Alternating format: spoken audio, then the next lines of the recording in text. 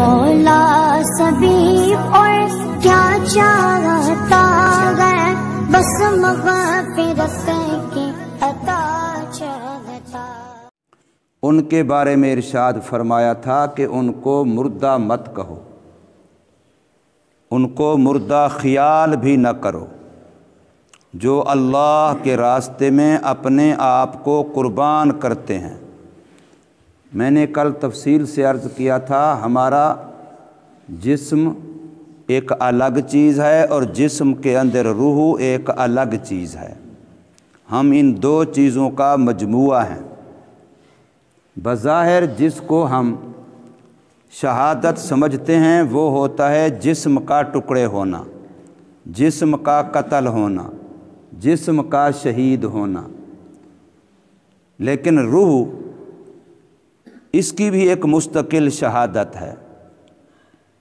بندہ جب بھی اپنے جذبات کو، اپنے احساسات کو، اپنی خواہشات کو، اپنی چاہتوں کو قربان کر کے دین کا کام کرتا ہے تو یہ شہادت کا درجہ پاتا ہے۔ انسان کی اپنی، فرض کریں ابھی نماز کا ٹائم ہوا، گرم بستر ہے، باہر سردی ہے، ٹھنڈا پانی ہے، تھکان ہے، جی نہیں چاہتا اٹھنے کو، لیکن ایک بندہ اپنے جذبات کو قربان کرتا ہے، آرام کو قربان کرتا ہے، خواہش کو قربان کرتا ہے، تھکن کو برداشت کرتا ہے، ٹھنڈے پانی کو برداشت کرتا ہے، گرم بستر کو چھوڑتا ہے، گرم کمرے کو چھوڑتا ہے، باہر نکلتا ہے اور اللہ کے گھر مسجد میں چل کے آتا ہے، تو یہ بھی شہادت کا ایک درجہ ہے، یہ بھی قربانی ہے۔ نبی پاک صلی اللہ علیہ وسلم جہاد کر کے، کافروں سے لڑائی کر کے واپس آ رہے ہیں۔ واپسی کے سفر میں حضور فرماتے ہیں، رجعنا من الجہاد الاصغر الی الجہاد الاکبر، ہم چھوٹے جہاد سے واپس آ رہے ہیں بڑے جہاد کی طرف۔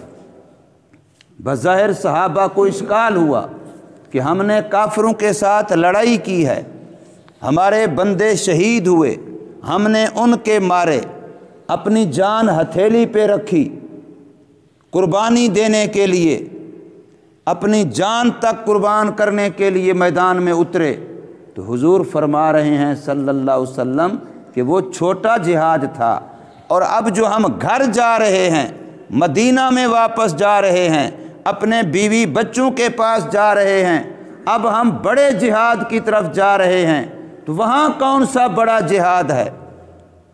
تو حضور نے فرمایا صلی اللہ علیہ وسلم، المجاہد من جاہد نفسہ، سب سے بڑا مجاہد وہ ہے جو اپنے نفس کا مقابلہ کرتا ہے۔ جب نفس انسانی، خواہش انسانی انسان کو دین کے خلاف کرنے کے لیے مطالبہ کرتے ہیں، جی ماحول ایسا ہے، جی معاشرہ ایسا ہے، ہماری سوسائٹی ایسی ہے، ہمارا رہن سہن ایسا ہے، ہمارے رواجات ایسے ہیں، ہماری برادری یوں کہتی ہے، ہمارا علاقہ یوں کہتا ہے، اب ان ساری چیزوں کا مقابلہ ہوتا ہے، اور ایک بندہ ان ساروں کو چھوڑ کر کے کہتا ہے میں تو وہ کروں گا جو میرا اللہ کہے گا، میں تو وہ کروں گا جو میرا دین کہے گا، میں تو وہ کروں گا جو میری شریعت کہے گی، مجھے نہیں پتہ برادری کیا کہتی ہے، مجھے نہیں پتہ علاقے کے رسمیں کیا ہیں، مجھے نہیں پتہ تم لوگ کیا کرتے ہو، میں تو قرآن سے، حدیث سے، شریعت سے، سنت سے پوچھوں گا، جو وہ بتلائیں گے میں وہ کروں گا۔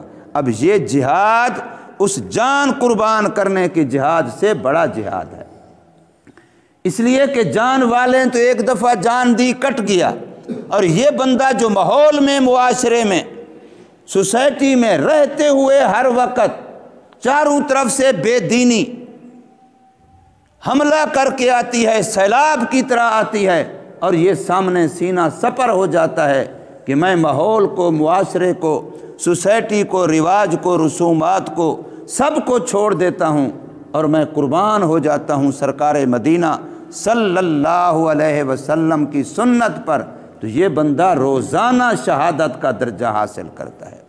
بخاری شریف میں روایت ہے، نبی پاک صلی اللہ علیہ وسلم فرماتے ہیں شہادت صرف یہ نہیں ہے کہ انسان نے جان دے دی، وہ بھی شہادت ہے، اس میں کوئی شک نہیں ہے، شہادت کا وہ بھی بڑا درجہ ہے، لیکن سرکار فرماتے ہیں صلی اللہ علیہ وسلم کہ صرف اسی کو شہادت نہ سمجھو، اس کے علاوہ بھی شہادت پانے کے کئی درجے ہیں۔ کئی سارے ایسے لوگ ہوتے ہیں جو بظاہر تو اپنے گھر میں اپنے بستر پہ فوت ہو رہے ہوتے ہیں، لیکن اللہ کے ہاں ان کے درجات شہیدوں سے بھی بڑے ہوتے ہیں، اور وہ وہی ہوتے ہیں جو لوگ قربانی دیتے ہیں، اور سب سے بڑی قربانی اپنی خواہشات کی قربانی ہے، طبیعت کے جسم کے تقاضے ہیں، فوتگی کے موقع پر، خوشی کے موقع پر۔ آج اس دور میں کوئی بندہ اپنے بیٹے اور بیٹی کی شادی شریعت کے بالکل مطابق کرے، یہ بہت بڑی قربانی ہے اور بہت بڑی شہادت ہے، ورنہ آج ماحول معاشرہ کسی بندے کو وہ شادی کرے بچی کی، شادی کرے بچے کی، اور کرے بالکل سنت کے مطابق، یہ بڑا مشکل کام ہے آج کل کے دور میں۔ دنیا ماحول میں رہنے نہیں دیتی، مسلمان مجبور ہو جاتا ہے۔ آج منڈی میں آپ چلے جائیں، چاہے آپ وہ غلہ منڈی میں گئے، چاہے مویشی منڈی میں گئے، کسی منڈی میں آپ چلے جائیں تو آپ کو مسلمان تاجر، عام مسلمان نہیں، جو حاجی بھی ہوگا، نمازی بھی ہوگا، وہ تاجر کہتا ہوا نظر آئے گا، وہ جی جھوٹ کے بغیر تو کاروبار چلتا ہی نہیں ہے، وہ آپ کو کہتا ہوا نظر آئے گا، جھوٹ کو ناپسند بھی کرتا ہوگا، غلط بھی سمجھتا ہوگا، لیکن ماحول معاشرے نے اتنا مجبور کیا کہ وہ بھی کہہ رہا ہوگا وہ جی جھوٹ کے بغیر تو کاروبار ہوتا ہی نہیں ہے۔ تو اب اگر اس ماحول میں، اس منڈی میں کوئی مسلمان کہے کہ میں کاروبار بھی کروں گا اور جھوٹ بھی نہیں بولوں گا، ڈٹ جائے اس بات پر، تو یہ شہادت نہیں تو اور کیا ہے، یہ قربانی نہیں تو اور کیا ہے، یہ بہت بڑی قربانی ہے۔ اس لیے ہم زمانہ نبوت سے بہت سارے دور ہو گئے ہیں، برکات نبوی سے دور ہو گئے ہیں، لیکن آج اگر ہم اپنی انہی چھوٹی چھوٹی باتوں پر جو شریعت کے خلاف ہمیں ہمارے ماحول میں نظر آتی ہیں، اگر یہاں ہم ڈٹ جاتے ہیں تو حضور نے ارشاد فرمایا صلی اللہ علیہ وسلم اپنے صحابہ کے سامنے کہ تم اگر دین کے 100% میں سے 10% کو چھوڑو تو تم گھاٹے میں چلے جاؤ گے۔ ایک وقت میری امت پر آئے گا کہ وہ اگر 100% میں سے صرف 10% پر عمل کریں گے تو وہ کامیاب ہو جائیں گے۔ 100 میں سے اگر صرف 10% پر عمل کریں گے تو وہ کامیاب ہو جائیں گے۔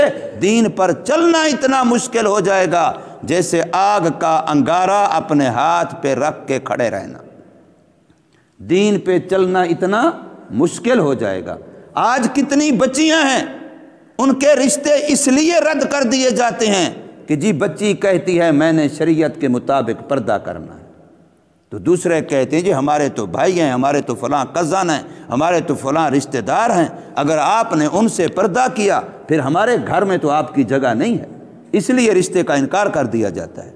بچہ کہہ دے کہ میں نے سنت کے مطابق داڑھی بھی رکھنی ہے، میں نے سنت کے مطابق لباس بھی پہننا ہے، اور میں نے شادی کے موقع پر کوئی تمہاری خرافات اور رسومات بھی نہیں ہونے دینی، تو اس وجہ سے اس بچے کے رشتے رد کر دیے جاتے ہیں۔ تو یہ بہت بڑی قربانی ہے کہ آج کوئی بندہ رسول اللہ صلی اللہ علیہ وسلم کی سنت کو لے لے۔ مانتے سارے ہیں کہ واقعی دین کے اندر اچھائی ہے، دین کے اندر خیر ہے، لیکن ہمت کر کے اس پر عمل کے لیے کھڑا ہو جانا یہ بہت بڑی قربانی ہے۔ تو اللہ فرماتے ہیں کہ میں تمہیں جانچتا ہوں، تمہیں پرکھتا ہوں، تمہارا امتحان لیتا ہوں۔ وَلَنَبْلُوَنَّكُمْ، ضرور بالضرور، اللہ نے ڈبل تاکید فرمائی ہے، ضرور بالضرور جانچیں گے ہم تم کو، پرکھیں گے ہم تم کو۔ آج کوئی بندہ کوئی بھی چیز خریدنے کے لیے جاتا ہے تو کتنی دفعہ اس کو چیک کرتا ہے کہ کھری ہے کہ نہیں ہے، نمبر 1 ہے کہ نہیں ہے۔ ہر چیز میں جی نمبر 2 کی بھرمار ہو چکی ہے، پتہ چلنا مشکل ہے۔ ماہر بندے کو ساتھ لے جاتے ہیں کہ یار ہمیں پتہ نہیں چلتا، تو ذرا ہمیں چیک کر کے بتا اصل ہے کہ نہیں ہے، نمبر 1 ہے کہ نہیں ہے۔ تو تجھے کوئی چیز نمبر 2 پسند نہیں ہے، کوئی چیز ملاوٹ والی پسند نہیں ہے، تو پھر رب کو بھی 2 نمبر مسلمان اور ملاوٹ والا مسلمان پسند نہیں ہے۔ تجھے کوئی چیز ملاوٹ والی پسند نہیں ہے اور خود دین ملاوٹ والا اللہ کے سامنے پیش کرتا ہے اور پھر رب سے کہتے اللہ قبول فرما لے، کیسے ہو جائے گا؟ دودھ ملاوٹ والا تجھے پسند نہیں ہے اور نماز ملاوٹ والی، آدھی نماز میں تو گھر کے کام سوچتا رہا، آدھی نماز میں تو دکان کو سوچتا رہا، آدھی نماز میں تو اور سوچتا رہا، پھر اللہ کو کہتا ہے اللہ میں نے نماز پڑھی ہے تو قبول کر لے۔ دودھ ملاوٹ والا تو قبول نہیں کرتا، رب تیری ملاوٹ والی نماز قبول کر لے۔ تجھے جب 2 نمبر چیز پسند نہیں ہے تو پھر رب بھی 2 نمبر مسلمان کو پسند نہیں کرتا۔ اس لیے سراسر موم بن یا سنگ ہو جا، سراسر موم بن یا سنگ ہو جا، یا تو سرے سے موم بن جاؤ یا پتھر۔ یہ 2 نمبری اب اللہ کے ہاں نہیں چلتی۔ اللہ کے ہاں اللہ خالص چیز کو پسند کرتا ہے۔ قرآن مجید کے پہلے سپارے کے آخری صفحے پر اللہ تبارک و تعالی نے فرمایا ہے کہ مجھے وہی چیز بندے پسند ہیں جو عابد بھی ہوں اور مخلص ہوں بھی خالص ہوں بھی میری عبادت کرنے والے۔ تو یہاں پر اللہ فرما رہے ہیں وَلَنَبْلُوَنَّكُمْ، اور ضرور بالضرور آزمائیں گے ہم تم کو بِشَيْءٍ مِّنَ الْخَوْفِ، تھوڑا سا خوف دلا کر دے۔ کبھی مال کے جانے کا خوف، کبھی عہدے کے جانے کا خوف، کبھی بیماری آ جانے کا خوف، کبھی فلاں کا دشمن کا دوست کا، کئی سارے خوف تم پر مسلط کر کے ہم آزمائیں گے کہ مخلوق سے ڈرتے ہیں یا میرے سے ڈرتے ہیں۔ ایک اللہ کا ڈر جس کے دل میں ہوتا ہے ساری مخلوق اس سے ڈرتی ہے، وہ مخلوق سے نہیں ڈرتا۔ اور جس کے دل میں مخلوق کا ڈر ہوتا ہے پھر خالق کی طرف سے پھر وہ فارغ ہوتا ہے، اس کا تعلق اللہ سے نہیں ہوتا۔ جب مخلوق کا ڈر ہے تو پھر وقت تو مخلوق کی آ گئی۔ جب آپ نے کہہ دیا لا الہ تو اس کا معنی یہی ہے کہ اللہ کے علاوہ کوئی کچھ نہیں ہے۔ جب کچھ نہیں ہے تو پھر ڈر کاہے کا کسی کا؟ تو فرمایا ہم آزماتے ہیں، پرکھتے ہیں، جانچتے ہیں بِشَيْءٍ مِّنَ الْخَوْفِ، کبھی تو کہیں سے ڈر خوف مسلط کر کے، وَالْجُوعِ، کبھی بھوک مسلط کر کے۔ میری جیب میں ہیں ہی 50 روپے، خود بھی روٹی کھانی ہے، اب مستحق بھی سامنے آ گیا مانگ رہا ہے، اب اگر 50 اس کو دے دیے تو میں نے اللہ کو دیے ہیں۔ یہ مسئلہ میں نے پہلے کئی دفعہ بتایا تھا۔ جب بھی آپ کسی کو اللہ کے نام پہ دیتے ہیں مت سمجھا کریں میں نے کسی بندے کو دیا ہے، آپ نے اپنے اللہ کو دیا ہے۔ آپ نے بالکل بندے کو نہیں دیا، خیال ہی نہ کیا کریں، اس لیے اس پر احسان نہیں کیا آپ نے، اس پر احسان جتلا بھی نہیں سکتے۔ میں نے جب دیا ہے تو اپنے اللہ کو دیا ہے، میرا معاملہ میرے اللہ کے ساتھ ہے۔ قرآن کہہ رہا ہے کہ فقیر محتاج مستحق کا ہاتھ ید اللہ، یہ اللہ کا ہاتھ ہے، آپ نے اللہ کے ہاتھ پہ رکھا ہے، اس نے اللہ سے لیا ہے، آپ نے اللہ کو دیا ہے۔ درمیان میں یہ بندے کا واسطہ ہی ختم کریں۔ جب اللہ کے ساتھ یوں تعلق بن جائے گا تو پھر یہ نہیں ہوگا کہ میرا رب میں اس کو دوں گا وہ بھوکا مارے گا، جس کا وعدہ ہے کہ میں 1 کے بدلے 10 دیتا ہوں، یہ کم از کم ہے 70، پھر اس کے بعد 700، پھر اس کے بعد فرمایا اتنا دیتا ہوں جتنے کی تم اکاؤنٹنگ بھی نہیں کر سکتے ہو، تم گن بھی نہیں سکتے ہو۔ اس لیے میرے پاس ہے تو 50، میں خود اس سے اپنے پیٹ کی بھوک بھی بجھا سکتا ہوں، لیکن ایک اور بھوکا سامنے آ گیا تو میں نے اللہ کو دے دیا، تو پھر یہ خوف نکال دیں کہ مجھے رب بھوکا مارے گا۔ اگر اب بھی تجھے اپنی بھوک کا خوف کھڑا ہے تو پھر تیرا ایمان کامل نہیں ہے۔ تو فرمایا خوف کے ذریعے سے اور بھوک کے ذریعے سے وَنَقْصٍ مِّنَ الْأَمْوَالِ، مالوں کی کمی۔ اچھا جی زکوٰۃ دے دی، پیسے تو کم ہو جائیں گے۔ اچھا جی عشر دے دیا، پیسے تو کم ہو جائیں گے۔ او جی بہنوں کو میں نے اگر وراثت دے دی تو میری تو زمین کے مرلے کم ہو جائیں گے۔ یاد رکھیے جو بہن کی بیٹی کی وراثت مارتا ہے وہ صرف خود حرام نہیں کھاتا، وہ اپنی آنے والی ہمیشہ کی نسلوں کے لیے حرام کے فیصلے کرتا ہے، نسلیں کھاتی رہیں گی۔ गुनाह इसको कब्र में होता रहेगा। जिस बाप का तू बेटा है तेरी बहन भी उसी बाप की बेटी है। जैसे तेरा हक अल्लाह ने डबल रखा है उसका अल्लाह ने हक रखा है। वो जी हमने कभी किसी पर जुल्म नहीं किया। जो बहन की विरासत नहीं देता उससे बड़ा जालिम और कौन होगा। जो बेटी की विरासत नहीं देता उससे बड़ा जालिम और कौन होगा। ये बहुत बड़ा जालिम है कि इसने सिनफ़े नाजुक कमज़ोर बहन पर जुल्म किया है, कमज़ोर बेटी पर जुल्म किया है। आज हमारे पंजाब में तो रिवाज बन गया है कि बहन बेटी अगर बेचारी ज़कात अपना हिस्सा विरासत का ले लेती है तो फिर हमेशा के लिए ईदों से भी महरूम है, फिर गमी खुशी भी उसके साथ ख़त्म। अच्छा इसने तो हमसे विरासत ले ली थी, उस बहन को फिर ईद के मौके पर मिलना भी गवारा नहीं करता भाई, और उसको ईद भी नहीं देता कि जिसने हमसे विरासत ले ली थी। और अगर हराम की हड्डी इसके मुंह पे छोड़ दे, ये हराम खाता रहे तो फिर बहन बहन है, फिर उससे मेल मिलाप रहेगा। तो ये अपने ऊपर जुल्म है और अपनी आने वाली नस्लों के लिए जुल्म है। याद रखिए किसी का हक मारना भी गुनाह है, लेकिन बहन बेटी का हक मारना तो सबसे बड़ा गुनाह और जुल्म है। तो फरमाया कभी हम तुम्हें आजमाएंगे मालों की कमी से, वल अनफुस और जानों की कमी। भाई फौत हो गया जवान था, बेटा फौत हो गया जवान था।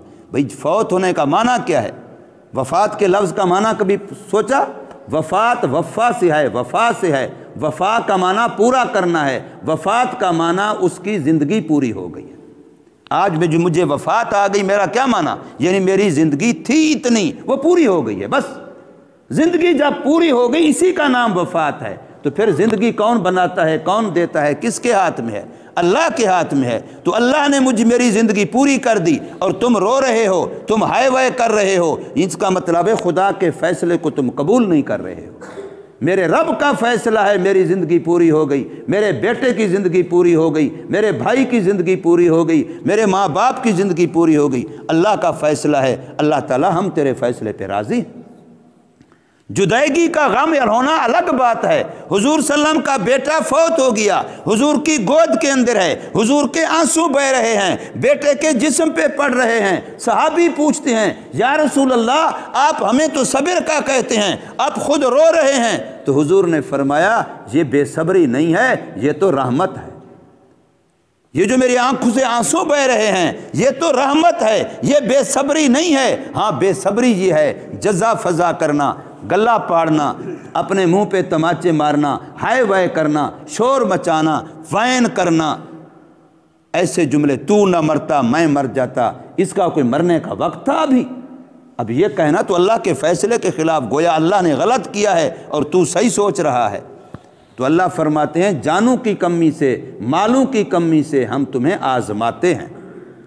वस्समरात और ज़मीनों की, बागात की आमदनी कम हो जाना, इस पर भी पता नहीं हम क्या कुछ सोचते हैं। वो जी इस दफ़ा मेरे साथ ये हो गया, मेरे साथ वो, ये सारा अल्लाह की तरफ से है। ज़मीन की फसल की आमदनी कम हो गई, बाग के फल कम हो गए, आमदनी कम हो गई, ये सब मेरे रब का फ़ैसला है। इस पर हमेशा राज़ी रहें। हालात आते भी अल्लाह की तरफ से हैं, बदलते भी अल्लाह की तरफ से हैं। मेरा और आपका काम ये है कि जब हमें कोई चीज़ ऐसी नज़र आए तो हम अपने आमाल के बारे में सोचें कि शायद हमारे अमलों में कोई ऐसी कमी आई है, हमारे अमलों में कोई ऐसी कोताही हो गई है। हम अपने अमलों की इस्लाह के लिए सोचें, उनकी तरफ तवज्जो करें। अल्लाह फरमाते हैं वबश्शिरिस साबिरीन, इन सारी चीज़ों पर जब हम आजमाएंगे तो जो बंदा सब्र करेगा तो उसको हमारी तरफ से बिशारतें हैं, खुशखबरियाँ हैं, मुबारकबादियाँ हैं कि इसको हमने जान के ज़रिए आज़माया, माल के ज़रिए आज़माया, फसलों आमदनी के ज़रिए आज़माया, इसको हमने खौफ के ज़रिए आज़माया, भूख के ज़रिए आज़माया, लेकिन हमने आज़माया, इम्तिहान लिया। ये हर वक्त मेरा शुक्रगुजार रहा, हर वक्त मेरे साथ ताल्लुक़ में रहा, हर वक्त मेरा बंदा बन के रहा, तो फिर इसको मेरी तरफ से मुबारकबाद दे दो, इसको मेरी तरफ से खुशखबरी और बिशारत दे दो। फरमाया ये सब्र वाले वो लोग हैं जब भी इनको कोई दुख, कोई मुसीबत, कोई तकलीफ़ पहुँचती है तो एक ही जुमला कहते हैं इन्ना लिल्लाहि व इन्ना इलैहि राजिऊन। ये सिर्फ फौतगी के लिए नहीं है, याद रखो। مال کا نقصان ہو، حتیٰ کہ ہمارے بزرگوں میں یہ تھا، مثلا ابھی بتی چل رہی ہے، بجلی یکدم چلی گئی، پرانے زمانے میں دیے ہوتے تھے، دیا یکدم بجھ گیا تو پھر بھی وہ کہتے تھے انا للہ و انا الیہ راجعون۔ تھوڑا نقصان ہو یا زیادہ نقصان ہو، مال کا نقصان ہو یا جان کا نقصان ہو، کوئی بھی ہو، آپ فوراً کہیں انا للہ و انا الیہ راجعون، ہم اللہ کے ہیں۔ میرا بیٹا فوت ہو گیا، غم تو ہے فراق کا، جدیگی کا، لیکن اس غم کو ہلکا کرنے کے لیے کیا ہے؟ انا للہ ہے، ہم اللہ کے ہیں، یہ بھی اللہ کا تھا تو اللہ نے اپنی چیز لی ہے، میرا تو کچھ نہیں لیا۔ اللہ نے اپنی چیز لی ہے، میرا تو کچھ نہیں لیا۔ جب اپنی چیز لی ہے تو اپنی چیز کوئی میرے پاس کسی کا 1000 ہو، 10 ہو، لاکھ ہو، کروڑ ہو، وہ اگر میرے سے لے لے تو مجھے افسوس کیوں؟